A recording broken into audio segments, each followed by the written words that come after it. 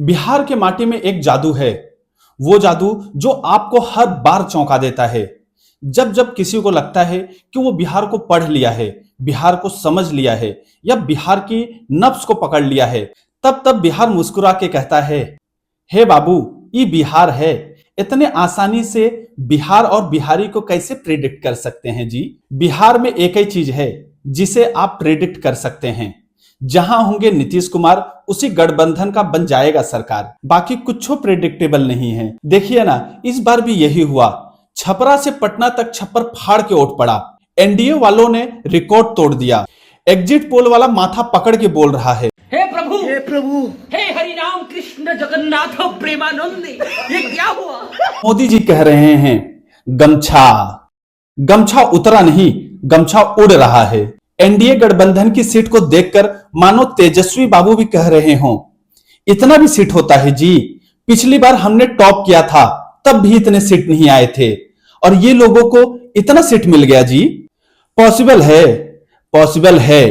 बिहार में कुछ भी पॉसिबल है। इसीलिए तो लालू जी का बड़ा लाल बाल दिवस के दिन लालू जी के छोटे लाल को बोले, ये तेजस्वी फेजस्वी हो गया है। जिसको सब चाणक्य बोल रहा था, उस जयचंद्र आरजेडी को अंदर से खोखला कर दिया।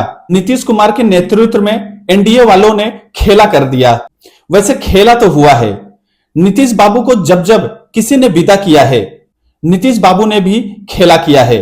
वैसे बीजेपी वाला भी सोच रहा था कि खेला करेंगे, लेकिन नीतीश बाबू ने केंद्र सरकार का एक ऐसा टांग पकड़ के बैठे हैं जिसके कारण बीजेपी वाला अपना सीएम बनाने का सोच भी नहीं रहा है। और इस बार नीतीश बाबू के नेतृत्व में जो बिहार में खेला हुआ है, वो 2010 की सुनामी की याद दिलाता है, जब नीतीश बाबू ने 2010 में आरजेडी के लालटेन को लमसम बुझा ही दिया था और आरजेडी 22 सीटों पर सिमट कर रह गई थी। और इस बार भी कांग्रेस, आरजेडी और महागठबंधन मिलके भी कुछ नीतीश बाबू का नहीं कर पाए और लमसम लालटेन बुझ सा गया है, बुझ ही गया है।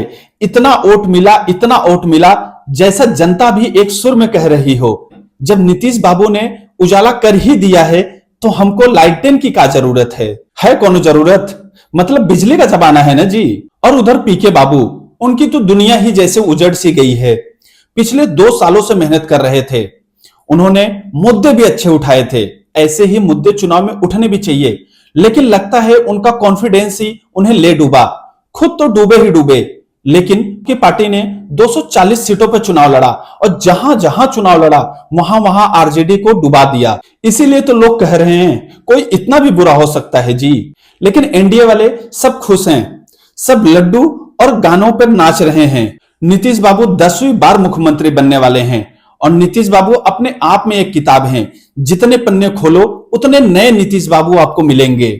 बिहार को न एग्जिट पोल से समझा जा सकता है, न ओवर कॉन्फिडेंस से। इसीलिए तो वो गाना बना है, आइए ना हमरा बिहार में। एनडीए इतने बंपर वोटों से जीती कैसे?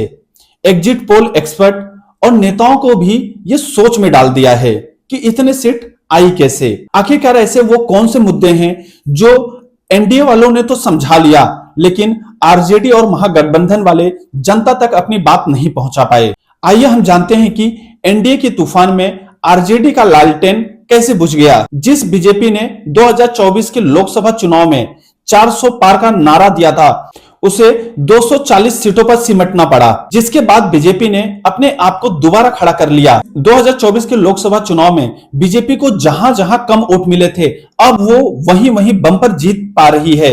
महाराष्ट्र, हरियाणा, मध्य प्रदेश, बिहार आपके सामने है। बीजेपी वालों का एक स्कीम जो उसे बंपर वोट दिला रहा है। बीजेपी वालों ने महिला को सीधा साधा है, कहीं पे लाडली बहन योजना तो कहीं पर जीविका दीदी योजना चलाकर महिलाओं को डायरेक्ट उनके खातों में पैसा दिया जा रहा है। यही बिहार में हुआ, जब जीविका दीदियों को सीधा उनके अकाउंट में 10,000 डाला गया तो उनका भरोसा बढ़ा। लेकिन यही तेजस्वी ने भी वादा किया था कि वो 30,000 देंगे। लेकिन बात तो यह है ना भैया कि आप 30,000 देंगे, लेकिन ये 10,000 दे चुके थे। इसीलिए महिलाओं ने एक तरफा वोट बीजेपी को किया। इसके साथ ही एनडीए ने 125 यूनिट बिजली भी मुफ्त देने का वादा किया। वहीं तेजस्वी ने 200 यूनिट देने का वादा किया, लेकिन फिर भी जनता ने एनडीए को ही चुना। इसके बाद एनडीए ने जाति समीकरण को साधा। जीतनराम मांझी, चिराग पासवान इन सबको अपने साथ लेकर चले और वहीं महागठबंधन में चुनाव के आखिरी दिनों तक आपसी मतभेद के कारण जनता में गलत संदेश गया और ऊपर से प्रशांत किशोर 240 सीटों पर लड़े। जहां जहां वो लड़े वहां वहां आरजेडी को बहुत ही भारी नुकसान हुआ, जिसके कारण महागठबंधन की सीटें और भी कम हो गई। और महागठबंधन को सबसे बड़ा नुकसान हुआ कि चुनाव के आखिरी दिनों तक वो अपने सीटों का बंटवारा अच्छे से नहीं कर पाए। साथ ही राहुल गांधी चुनाव के आखिरी दिनों में कैंपेन में पहुंचे और उनके ज्यादातर भाषण इंग्लिश में थे, जो बिहारियों को समझ ही नहीं आया। अरे भैया, जब आप अपनी भाषा में बोलेंगे तभी तो जनता समझ पाएगी। जब मोदी को गाली दिया गया और ये नारा लगाया गया वोट छोड़ गद्दी छोड़, तो ये जनता को बिल्कुल भी शायद पसंद ही नहीं आया और जनता के मन में जंगल राज का एक अलग ही डर था, जो महागठबंधन उनके मनों से मिटा नहीं पाई और रिजल्ट के रूप में बम्पर जीत एनडीए को मिली। यह रिजल्ट आने के बाद महागठबंधन को बैठकर यह विचार करना चाहिए, आखिरकार वो कहां गलत हो रहे हैं। इस चुनाव में अगर किसी का सबसे बुरा हाल हुआ है तो वो कांग्रेस है, जो 5 से 6 सीट पर ही सिमट कर रह गई। इस चुनाव के रिजल्ट के बाद कांग्रेस को यह सोचना होगा कि वो अब कहीं इतिहास न बन जाए, इसलिए उसे अब राज्यों में जीत का सपना छोड़कर अपने संगठन पर ध्यान देना चाहिए और अपने आप को फिर खड़ा करना चाहिए, क्योंकि देश में विपक्ष की एक बहुत ही मुख्य भूमिका होती है। अगर देश में विपक्ष रहा ही नहीं तो यह भी एक देशवासियों के लिए खतरा है। लेकिन इस चीज के लिए कांग्रेस को भी सोचना होगा और अपने आप पर काम करना होगा। इसके साथ ही हम ये उम्मीद करते हैं कि बिहार की नई सरकार जनता के हित में कार्य करेगी और विपक्ष भी अपना काम बखूबी करते हुए जनता की आवाज को उठाएगी। अगर आपको हमारा यह वीडियो अच्छा लगा हो तो हमारे वीडियो को लाइक करें, चैनल को सब्सक्राइब करें और आप इस चुनावी रिजल्ट पर क्या सोचते हैं हमें कमेंट बॉक्स में बताएं। फिर मिलते हैं नेक्स्ट वीडियो में, तब तक के लिए जय हिंद।